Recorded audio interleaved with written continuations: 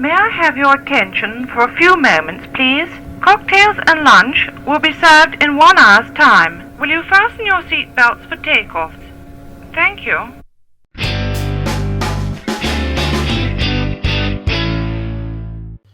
I'm going to do the intro this time, Ben. Go for it. Jeff knows when you are sleeping. He knows when you're awake. Jeff knows if you've been bad or good, so be good for Jeffrey's sake. Hey! I didn't actually think you'd do that. Yeah? Wow. I was watching you thinking, when I finished singing this, you're just going to be looking at me deadpan going, is that it? It's not even rehearsed, is it? Is that no? Because I'm scared.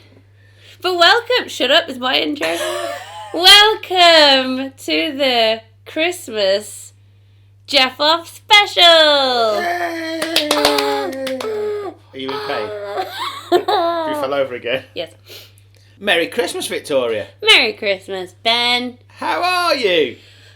Good, I think, yeah. Getting over a little chesty infection, but I'm not too bad, so apologies if I start coughing. How are you? I'm very good. Look, I think I've had enough of the year now, work-wise. Oh. I'm ready for a break. 3 more days to go for both of us. I think get to Wednesday night, wake up Thursday morning, and time's our own. And we've got a couple of things like to do Friday, haven't we? Friday's quite a busy day. Yeah.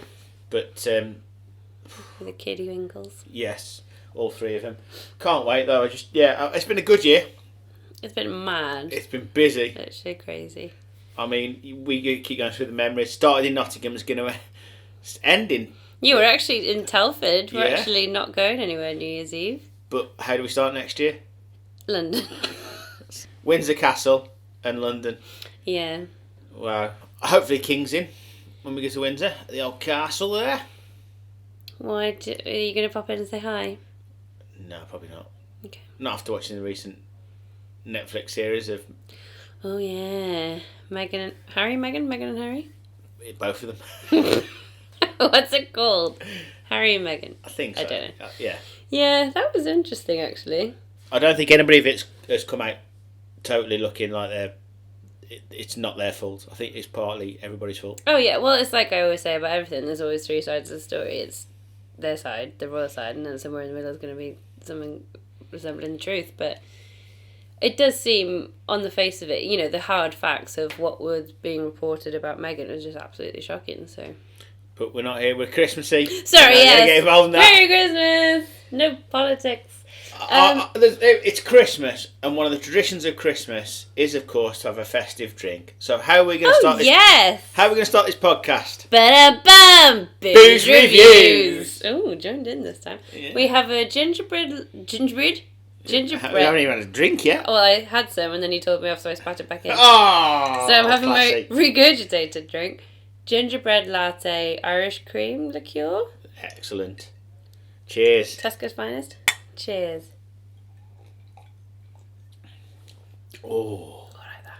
Turn the podcast off. Let's just drink. It's nice. They did a salted caramel one as well. Maybe we should have got both. Maybe we should get the salted caramel out after this one's gone tonight. Yes. Good to see you. Good to see you. Good to see you. That is nice. Smooth. Oh, I'm going to rate it. Oh, I think. This is very quick booze reviews. It's just a nice festive drink, and we've had quite a few festive drinks over the last few weeks, which we'll come back to. Oh, yeah. But I can't forget. No, I was just thinking about something else. Thanks for listening and being part of the podcast where you drift off into other areas of life. What are you assessing now? Sorry, I was just thinking about Irish cream. Oh. But I was thinking, sometimes we have Baileys at Mum and Dad's for Christmas, but apart from that, I only like these flavoured liqueurs, but at one point in my life I was just massively into Irish cream, which is basically like cheap Baileys, isn't it? Yeah. But it must have been around Christmas time. But I went out one night, this is when I big up Dull Massive. Ooh, ooh. Sorry about that. We were at a friend's house and I think we had like a bottle of Irish cream, just literally drinking Irish cream. Went out to town and I actually had, yes, Del Gatlow does, Bloody Marys. I had a Bloody Mary, and I just think the combination of both just didn't really sit well in my stomach. So when I got back to the flat where I was at the time. I was going to go to bed, and I was like, nope, I'm feeling really, really, really sick. But I didn't make it to the bathroom in time, so I threw up kind of in my hand and down my sleeve, and it was pretty disgusting, really. But that's what I was thinking about. Sorry, what were you saying? Just had a nice dinner, digested it. It's about to come back up. Roll them sleeves down. You don't want that going anywhere. Nope. Honestly, please do send in your letters of appreciation for what I've taken on here. Hi! Wow. You were telling me how wonderful I was earlier. You are. Thanks. Right. So yeah, going back to Christmas drinks though. Oh, sorry. Time to... Score your thing. Right. Score your thingy. Right, time to mark the drink. Let's go for it. You go first.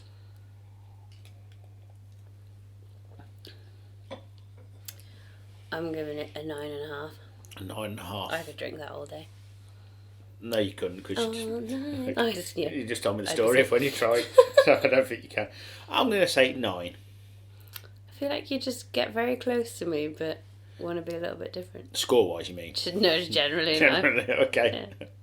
9. 9 and 9.5. 9, yeah. Hoppa! Ba-da-bum! Booze reviews! So, Christmas, time of giving. Christmas, yeah. The only problem I have with Christmas is 2 weeks before is your birthday. Yep. Problem I have with that is... You have a problem with it? I've had a problem with it for 31 years now, my love. Oh, right, eh? The problem I have with your birthday is it starts quite early on, probably 3 or 4 days before, and goes on for 3 or 4 days after. Yeah, it starts in June, ends in June, the year after. So yeah, we've had quite a long birthday week, haven't we, Miss Dixon again? Yeah, but saying that, you're saying that it's annoying that really close to Christmas. It is, because I feel like people are like, oh, I have to get a birthday present and a Christmas present because they're so close together. So that is annoying, but then I'm just used to it now, so it would be weird for me having a birthday when there aren't Christmas decorations around and people singing Christmas songs.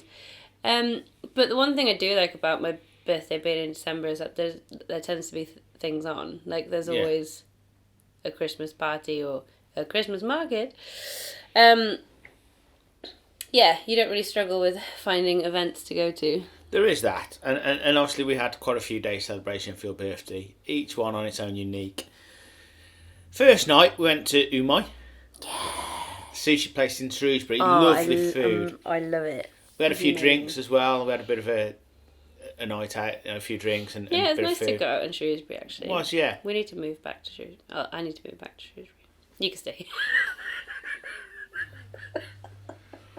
So yeah, Shrewsbury was really good. Saturday we didn't do too much, did we? No, we kind of went into Telford town centre, went to the Christmas market there, had a quick drink and did a bit of shopping. No, we decided to, because you were drumming with your chest, and we had a lot on after that as well, didn't we? Yep. And then Sunday went to the famous city of Manchester. Went to the Christmas market. It was mostly food and drink, wasn't it? There weren't too many crafty stalls, but we had quite a few mulled wines and mulled ciders, and I had a mulled gin. Yes, you did. That was nice. Yes, you did. And then, of course, we went to the second birthday party for you. Which wasn't planned as my birthday, was it? It just happened to fall. I spoke to Will.i.am. Oh, for God's sake. Can I just check out for this bit? Because I just can't listen to it again. So... we got tickets to the Voice Blind auditions, and it was a real experience, wasn't it, to be fair? And we're sat directly within 10 yards of Will.i.am. Yeah, it was really cool. We were sitting in a really good place. And we thought he was going to be quite, fair to say, above himself and things like that. But he was an amazing guy. He was so really interactive. Funny. He was really intelligent as well, wasn't he? Yeah. And at the end of The Voice, which is quite harrowing, but we'll come back to that shortly, he decided... Harrowing? For the contestants. Oh. Yeah, we'll come back to that shortly. He decided to ask whose birthday it was in the audience. So me being me, pointed out the birthday girl, and he sung Happy Birthday to Victoria. Along with everyone else in the studio. No. So can you please stop telling people the story? No, because at the end... because they're like, oh, I really? And I'm looking going, no. Yes, because at the end, he put his thumb up to me. You put your thumb up to him Yeah, going, but forget that bit. Forget that bit. Will, I love you. And then he went, all right, put his thumb back on. He went, anything for you, Ben. No, shut up. Why do you get so obsessed with people so easily? It's like when you were best mates with Peter Facinelli and said that you had a long chat with him. I did. And I asked you what he said, and you were like, that's the police station, and here's lunch. Bye, Peter. It's a bit longer than that. About 3 seconds longer. Oh, yeah. Shut up. Anyway, but yeah, the voice is certainly a bit of a... Yeah, I couldn't believe that when nobody turns around, they still don't turn around. Like, I thought they might... Yeah. Turn around and be like, oh, sorry, we didn't turn around because of X, Y, Z. But they just stay there. And then the floor manager just waves to the contestant, like, piss off. So they walk back up the stage and walk back out. And it's like everybody's just sitting there silently going, oh, this is awkward. It was... I mean, the thing I found strange was that some people want everybody to go through. Oh, yeah, but they were telling us to do that. They were telling us to be like, so by the way, kids, it's not real. It's all fake. They're like, remember, be really enthusiastic and say, go press the button to the judges and they're going to be looking at you for advice. And we were just sitting there going, most of the time, we were like, no, they're rubbish. Yeah. I think that's why Will.i.am kept looking at us, because he knew we were being honest. Yeah. He did look at you, to be fair, at one point, and you were like, no, and he shook his head like, no, and you were like, no. Hopefully, I'm going to show they can't see it was, and I get the blame. Yeah. Imagine that. Will.i.am and Ben cost me my place at The Voice. 7 hours we were in the ITV for. Was it? Yeah, 4:15 we started queuing. We were out for 11. All right, all but 7 hours.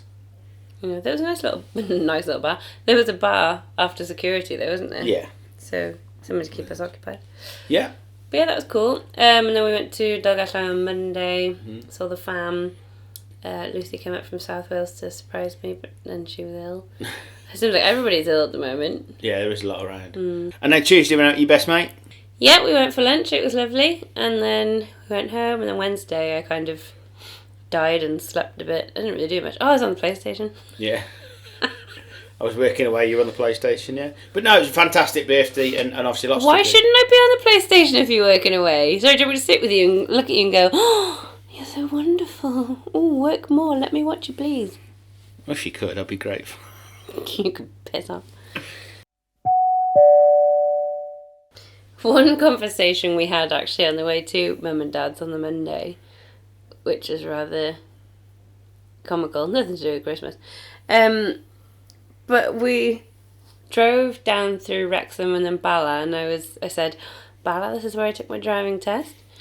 And I admitted that, don't judge me, but I passed on my 4th go. Yeah, because one of my sisters took 5 goes and mine was 4. And you were asking me why I failed, and I was saying, and how often do you need to reverse around a corner? Oh, sorry, so I touched my tyre on the curb when I reversed around a corner, and that's an automatic fail, like I killed someone. Wow. So from failing a driving test, she's now killed someone. Well, exactly, they treat it like that.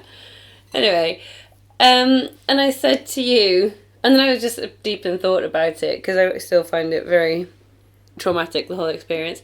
And then I remembered on my very first driving test, I said to you, remember when they say, like, show me how to turn your lights on, or what's this part of the car, or whatever. Do you remember? No. They didn't ask you anything like that, did they? No, they just asked me the number plate from a distance.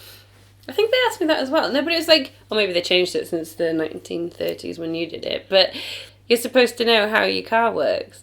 So they ask questions like that. And then I told you that on my first one. He said to me, how would you check to see if your brake lights work? And I was like, oh my God, I haven't practiced this one. This wasn't in the book. I was thinking, oh God. Yeah. So I said I could reverse up to a wall and test the brake lights and then check in my mirror to see if you can see the lights are on. And he just looked at me like, yeah, or you could get someone to check them for you. And I was like, well, you didn't say that was an option, did you? I didn't know that there were other people around. Then why would I need to check them myself? But I then came up with different ways of checking your brake lights work, and one I said was you could drive to a farm, reverse to the cow, see if the cow lights up red. And yeah, when you explained it to me, it was obviously, it was just very obvious what the answer should have been, but I don't really think like that.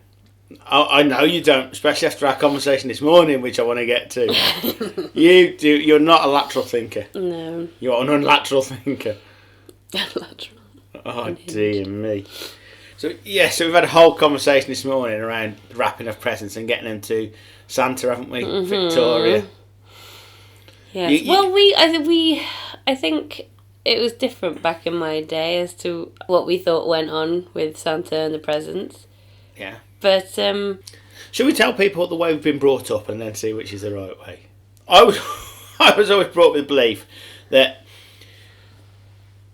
the presents are wrapped by Mum and Dad. Mm.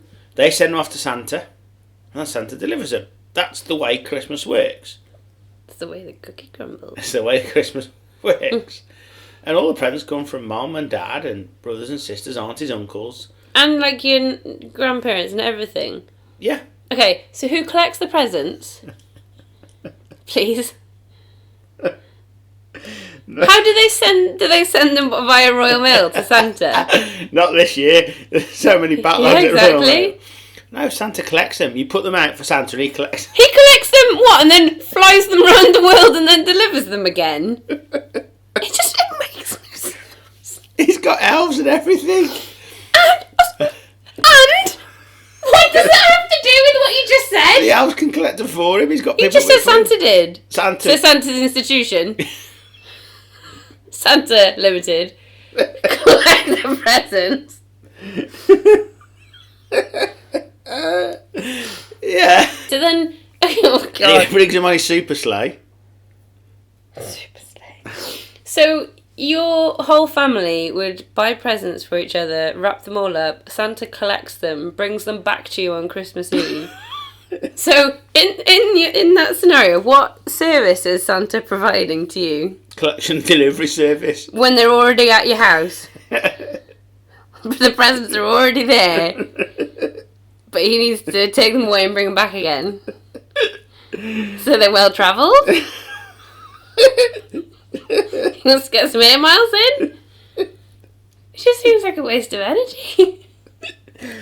Well, with climate control, maybe that ways are changing now. I wonder if the sleigh actually gives off CO2 emissions.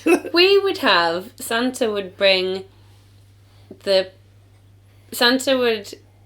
deliver presents overnight, and we would have a stocking. I can't really remember now, to be honest, and I tried calling Mum earlier, but she was in a foul mood and was just had a rant at me, and then I forgot why I really called her, to be honest, because I was a bit scared afterwards.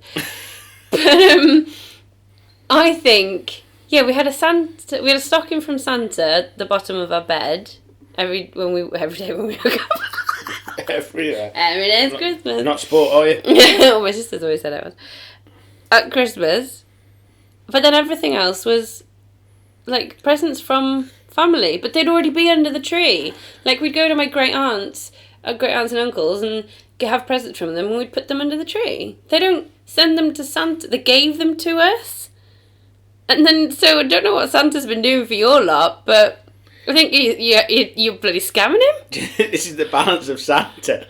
It's not going to do too much work because obviously your family did it differently, so it kind of balanced itself out. Is there like a different, like, do you pay for different levels of service? Like you had platinum, so he'd take them away and bring them back, whereas we were like bronze, so he was like, no, you'll have to deliver your own. I'm only bringing the stocking.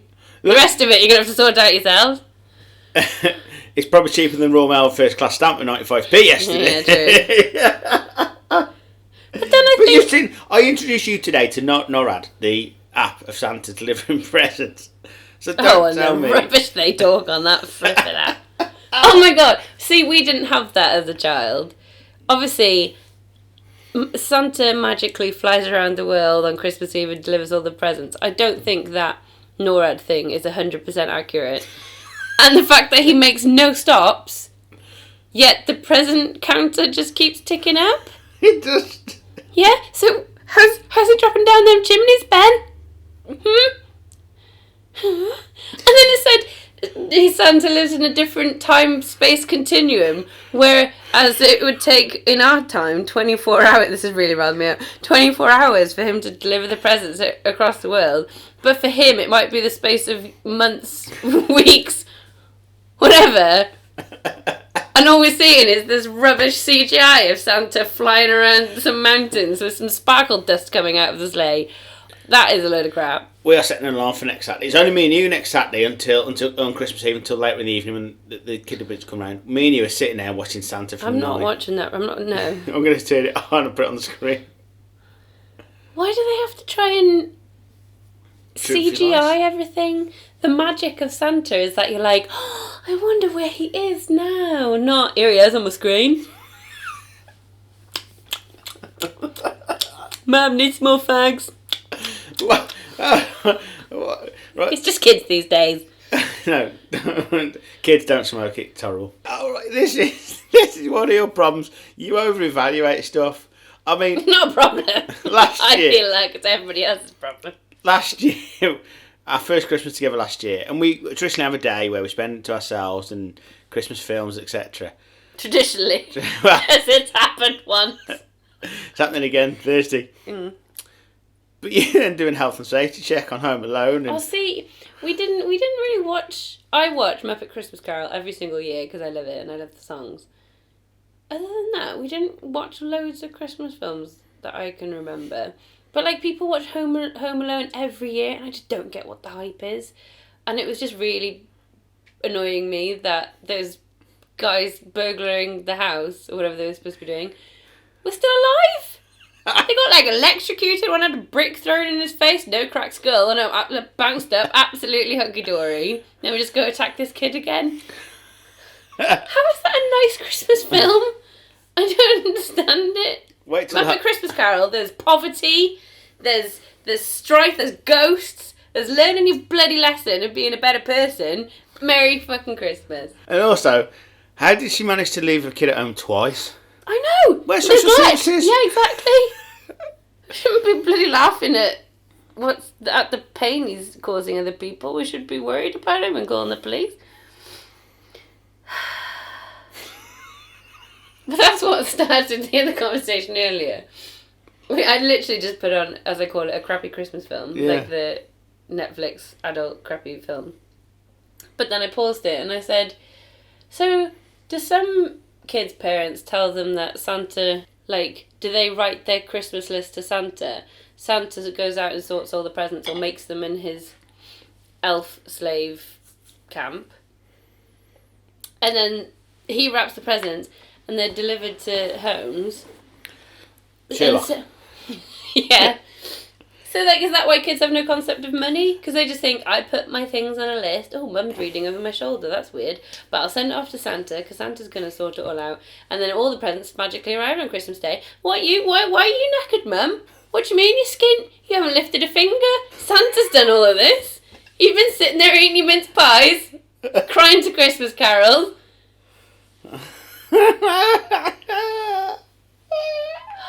Ridiculous. I mean, okay, let's get philosophical about this now. Okay.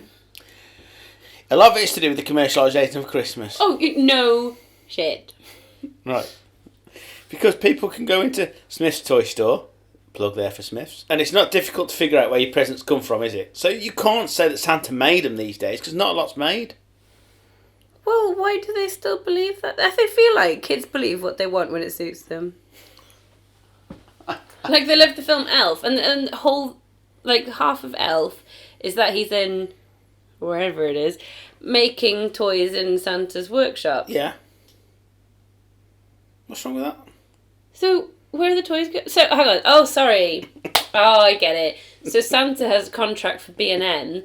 The elves make the Barbies and package them, and then Santa ships them to B&M in Telford, so we can then go and buy the presents and then wrap them up. And then Santa collects them and then drops them off again on Christmas Eve. No.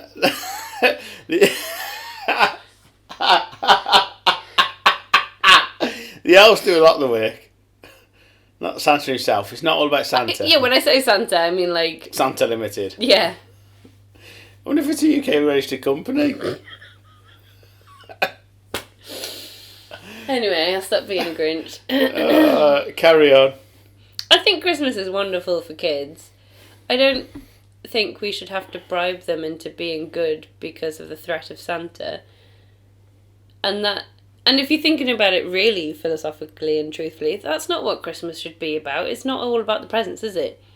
But that's what they're excited about. They love Santa because Santa equals presents. Yeah. So that's what we're teaching them. Be really, really excited because Santa's coming and you're going to get presents. But what if people can't afford presents? It's all just a big... And then people make a big show of how many presents they have under the tree. I mean, we're getting quite serious now, but I do agree with that. You should never put on... I mean, I've probably done it in the past, but you shouldn't really put on what your kid has because it's making other kids feel bad. Kids are cruel anyway, aren't they? So they're going to tell each other at school. But, oh, yeah. But you shouldn't really put it on as parents and try and wonder the parents off about it. It's not a competition.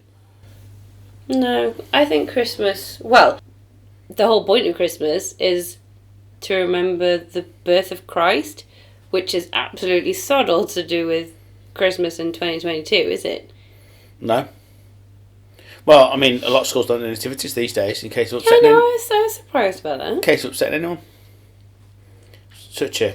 So now Christmas isn't about Christ. It's about not upsetting anyone? It's about... Should you call it Santamus? Gluttonmus? Spoiltmus? Piss-tatenmus? Sorry, I'm so miserable. But yeah, anyway, yay, Christmas! Can't wait till next week now. So I'm just going to, stay out the way and cook breakfast and be like, oh, what a nice present. I thought you can dress up as Mrs. Claus. That's for you. Yeah, baby. We went to see some Christmas lights with the kids the other night, though. That was nice. Yes. In Horton.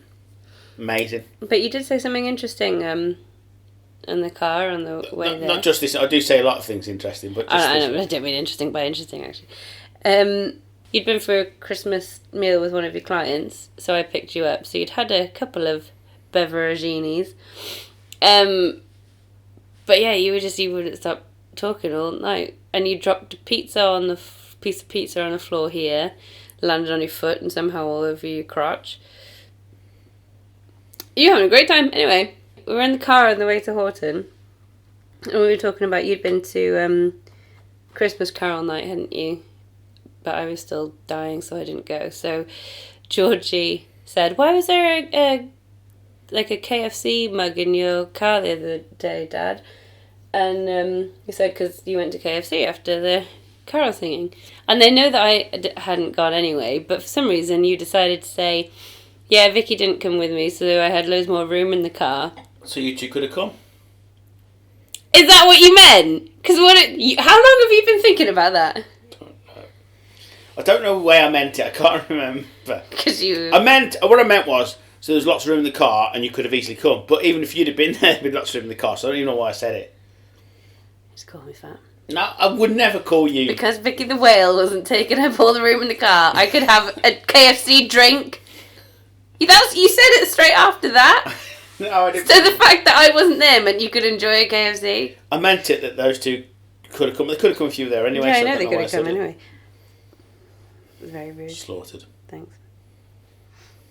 But last year at the Christmas carol singing... Yes. You did get quite tipsy and I drove you home. But I thought it was quite funny how drunk you were getting, so I gave you more alcohol when we got here. You did, didn't you? But while we were still at a friend's house, people were starting to leave and you had a bottle of beer in your hand. Do you remember this? Yeah. You had a bottle of beer in your hand and we were talking to some guy that you do the festivals with, I think, is it? He does, yeah, and he does the keyboard as well, doesn't he? Yeah. So we talked to a couple of people. Somebody was leaving and you wanted to wave goodbye to them. You had your beer in one hand and your other hand was empty. So you said to this guy we were talking to, like, oh, sorry, could you hold that for a second? Gave him your beer and then waved with your other empty hand anyway. And we were all just looking at you going, wow. You're an idiot. I did it. Which you could have easily done still holding your beer bottle. Be like, oh, just hold that a sec. I'm just going to wave it with my empty other hand now. I did. You are funny when you've had a drink. Amazing. I'm not funny in general. I feel quite hurt. Bing bong. Finished the last of the Christmas shopping yesterday, though, didn't we? Oh, yeah. Although, I've got to get something for you from the girls. And I've not finished your shopping yet. Oh, well. What's that meant to be? I've got to get something for you from the girls, anyway. But they gave me some wonderful ideas. Like, carrots and turkeys and toilet roll, a lump of coal. One of them suggested a box wrapped in a box, wrapped in a box, wrapped in a box, and wrapped in a box with nothing at the end of it, which I thought was quite cruel, but also very funny. We got a couple of good ideas, so I still need to get those. But finished everything else otherwise. Knew I had an appointment, so I was out solo shopping. Needed to get something from Wix as well, because I'm on one of my mini DIY things.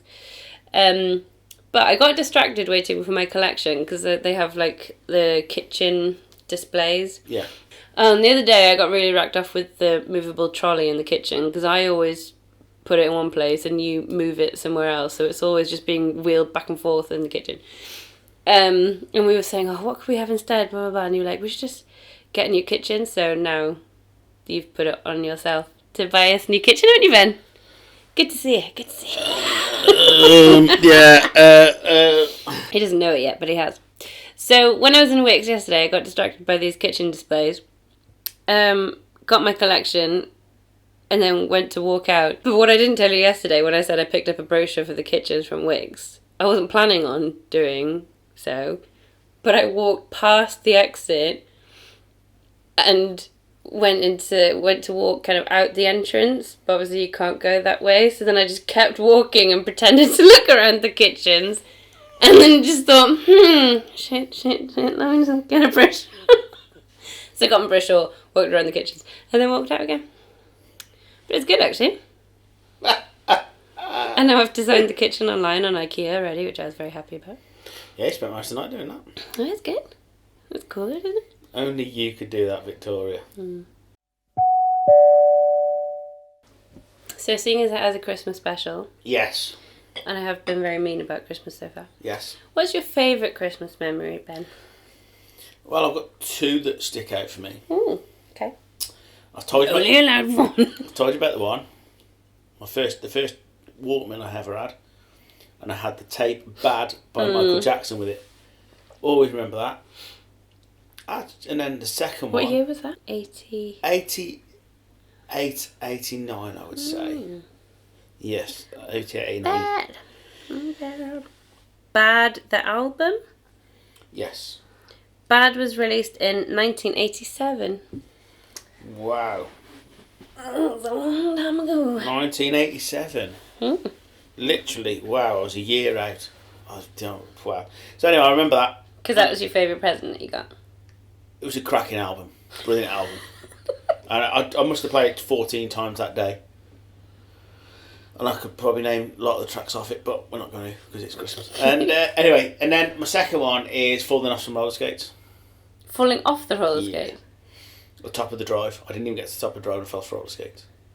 When you fell off them, you just fell? Yeah. Wearing them? Yeah. Oh. It sounded like you fell off it. Like they're still going, but you fell out of them.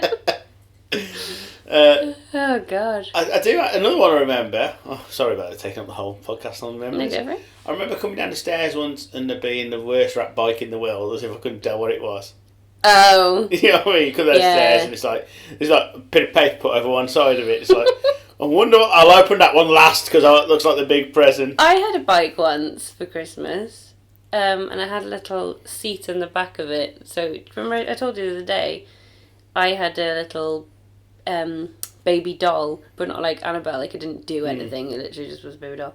Mum used to knit clothes for it, and I had a little pot for it, and I'd like screwed up little bits of green tissue paper, so it looked like peas, and I had carrots in another one, and I used to feed it. This was 2 years ago. Shut up! But I had a little seat in the back of my bike for my doll to go on, so I used to cycle around with my little doll in the back seat. You cycle around doll with your doll? No, because we didn't live in Doll, but I'd cycle up the road. So no one could see me. Yeah, I had a bike once, but it wasn't wrapped up at all, I don't think. She just kind of brought it in after I'd opened my other presents, I think. You mean Alison just brought it out and just thought, stuff it, you can have it? it wasn't like stuff that you can have it. It's like, wait, here's your bike. Woo.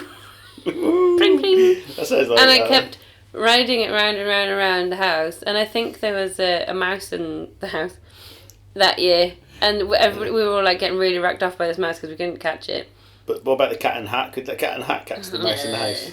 And I caught it by slamming the door into it. Same Christmas. Well, Yep. good memories. Poor mouse. We should have a minute silence for the mouse. It deserved it. So what's your favourite memory? Oh, I don't know, the mouse death was quite good.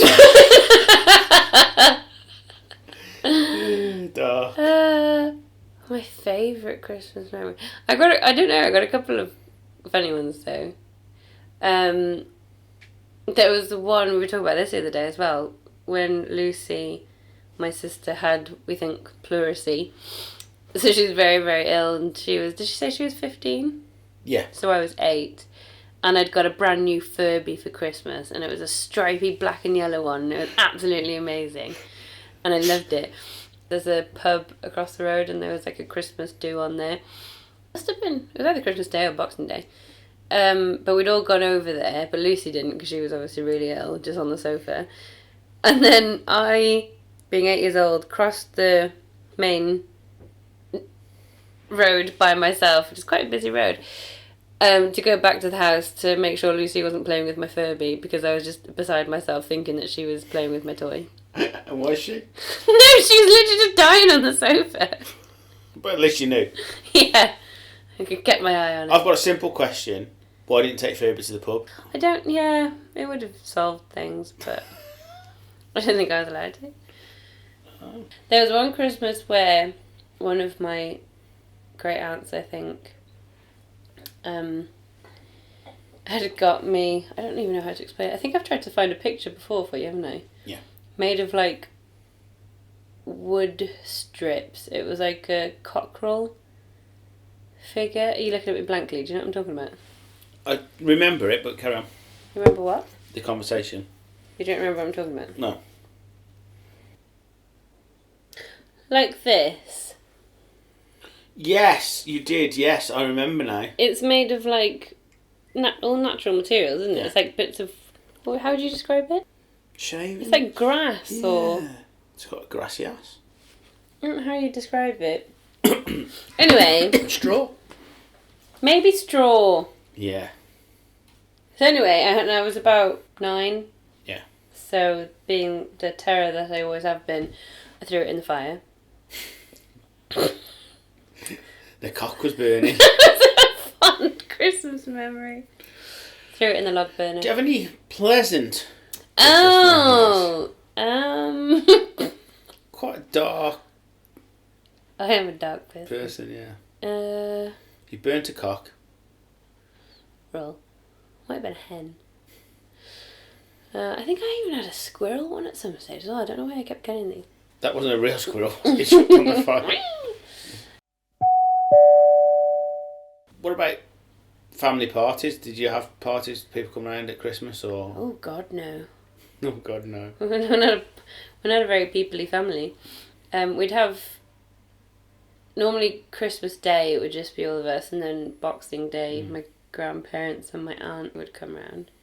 When we were younger, like more of the extended family used to get together, but no. No. Did you? I do seem to remember a couple of. Well, I wasn't invited. I had to go to bed, but I did seem to remember a couple of the households getting together. That's not like neighbours. Yeah. Yeah, we didn't have. Yeah. That's cute. Well, it was. None of the kids were there. Like just the adults having a drink. Do you know what I mean? Yeah. Why not? I seem to remember my dad playing a keyboard.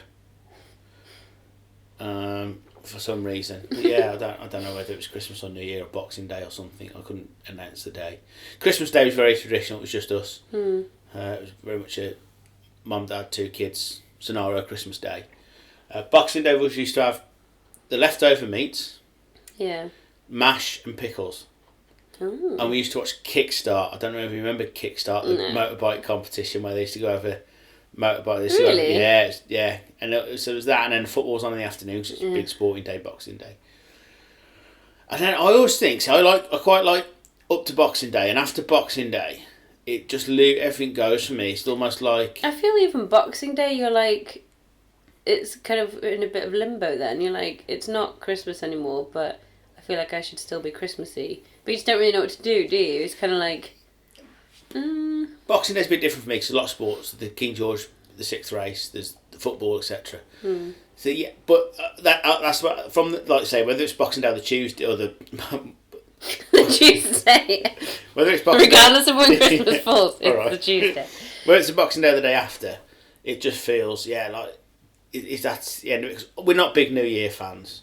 For 1 minute of your life, where the clock turns to 12, you have a kiss, sing Auld Lang Syne, that's it. I mean, we never even used to sing Auld Lang Syne. I still don't know. Remember when I started going out, and like you'd be in a pub when it would be on, and everybody was singing it. I'm like, what is this song? Yeah. I have absolutely no idea what's going on. Abigail and I used to stay up and watch Jules Hootenanny. Yeah. And watch the clock and like just be eating popcorn or sweets or whatever and be like, we're so bored. And then finally midnight we were like, thank God for that night. Yeah. And we're going out for a curry on New Year's Eve, so that'd be quite a nice little... Yeah. Well, I always used to think that New Year's was, how you were spending New Year's Eve kind of was a preamble for how you were going to be spending the whole of the next year. Like, if you're going to have a really exciting New Year's Eve, then the whole of the next year is going to be absolutely banging. But it was always an anticlimax. And then last New Year's Eve, we were in Nottingham, and we were in the sushi coma. So we were in bed before 12. Literally watched the fireworks. I think watching Jules actually. Jules Holland, watching that. Yeah. Watched the fireworks and then went to sleep straight away. But then this year has been absolutely crazy. Yeah. So yeah, it doesn't really matter what you do on New Year's Eve. And also, next day we got things on as well. So yeah, quite a busy little period there before we go back to work. But yeah, we never really went anywhere. Even Christmas Eve, I never got. We never went to the pub for a drink on Christmas Eve or anything. Yeah, as a family, no. I've been out a few times Christmas Eve, but I prefer a drink in the day, Christmas Eve. A bit of a lunchtime drink. But you say it's times have changed and people can't afford to go out for a drink these days. Yeah, true. I mean, it's we are where we are, and 2022, 2023 is going to look a lot different world this year. It's going to be a lot of different world this year. It's a liquor. Is it liquor? All right, it's French, is it? It's the drink going to your face. It's going to be a lot different world this time next year than it is this year. So why? Because of the things that are going on in the world, the cost of living, and etc. etc. What's going to be even worse? Wow, I would suggest that a lot of places will not be around this time next year that are around now. So your like choice. Telford. Yes. And you'll be a lot different this time next year. You'll be a Mrs. I'll be Victor. You'll be Victor. Right? You'll be a Mrs. Victoria Coates. Yes. Do you know what I think we should do for the final bit of the Christmas special? Okay. Go. What? I think we should show a bit of love with the 36 questions from the students of the University of... You don't remember now. Boston. I don't know. No. Massachusetts. Berkeley? That was what I said. You thought Berkeley. You thought I said Boston? Berkeley. Berkeley. Why can't I speak? Arthur Aaron and Elaine Spaulding, you mean? The Spauldings. Back to our 36 questions of which lead to love. Let's do it. Well. It's been a while. Been a while. So we're on. Let's have a look.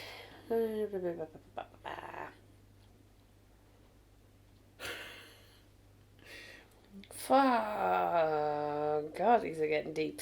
Okay. Oh, this is quite a nice one for Christmas. Oh, excellent. I think I'll skip a couple because they're a bit depressing. Okay. Number 9. Question number 9. Number 9. For what in your life do you feel most grateful? Okay. I'm just getting ready for you to say my name. There is a couple of things. No, one thing. Firstly, it's obviously my children. I treasure them.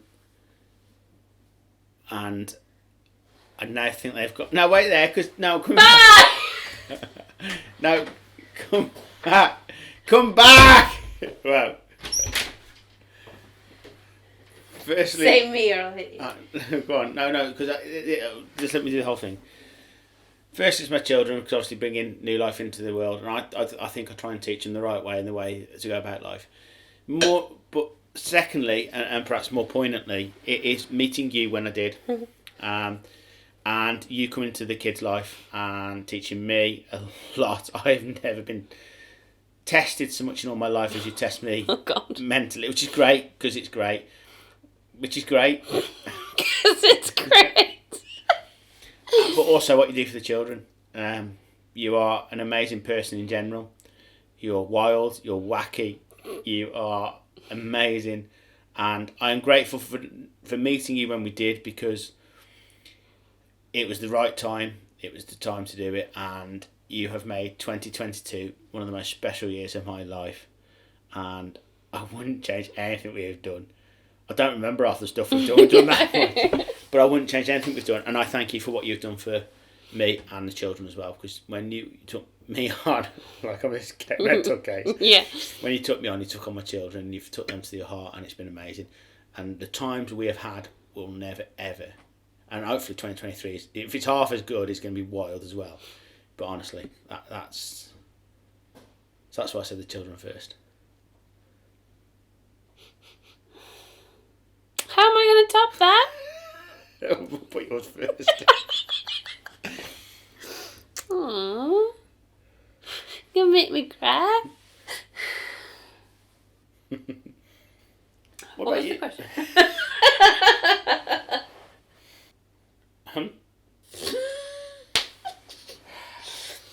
At the moment, at this moment in time, yes, I would say I'm most grateful for you. I was thinking it's either my health. We're lucky in that respect. But yes, I do feel lucky that I can't even look at you when I'm talking. I'm looking at the radiator. I hate being soppy about things. I am very grateful that we aren't just together as BFGF. We're also like best friends, and I can talk to you. And if we have a disagreement, then we can talk about it. And you're very patient, because I'm very not patient. And just that you put up with me, really. And that you like doing different things, because... Oh, I remember a few months ago when I was saying to my friend and one of my sisters that I was knackered and that we've done so much this year, and I was just like, oh, I'm absolutely exhausted. And they both said, well, you wanted to find someone who wants to do lots of things. And I was like, yeah, that's true. So, yeah, I'm just grateful that you're so kind-hearted and like me. Like you, I adore you. I can't wait to marry you. That's it. Right, I'm going to go off and cry now. Merry Christmas! Merry Christmas, all. No, yes, Merry Christmas. I hope you have a wonderful time with your families and good friends. Health, and good health to everybody out there. Yes, and remember what's important at Christmas rather than just all the presents. Yeah, but thank you for the podcast for the year. It's been... Jeffing amazing. Yeah. And also, can I just say one thing about the podcast? To our inspiration, Chris Kamara, you're a very brave man. Oh, yeah, that was... We watched your programme of the day. Keep going. You're doing a wonderful job. And hopefully you listen to this someday, because you've got two big supporters here. So, Cammy, unbelievable Jeff. Unbelievable Jeff. Bye from me. Bye from her. And bye from Jeff. Bye! Over and out.